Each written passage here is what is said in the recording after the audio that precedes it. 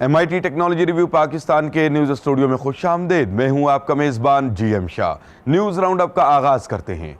Bulletin के आगाज़ में आपको बताते हैं कि इंतखाबात के अमल में शफाफियत को यकीनी बनाने के लिए हाल ही में होने वाले NA 120 के इलेक्शन में बायोमेट्रिक मशीनों का इस्तेमाल किया गया और इलेक्शन कमीशन पाकिस्तान के मुताबिक इन मशीनों के जरिए 88% वोट डाले गए।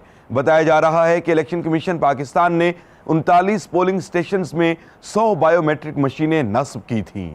और अब बुलेटिन में शामिल करते हैं एक और अहम खबर कि अमरीकी माहिरीन ने एक ऐसी टेक्नोलॉजी तैयार की है जिसके जरिए कंप्यूटर के डेस्कटॉप को टेबल पे कंट्रोल किया जा सकता है।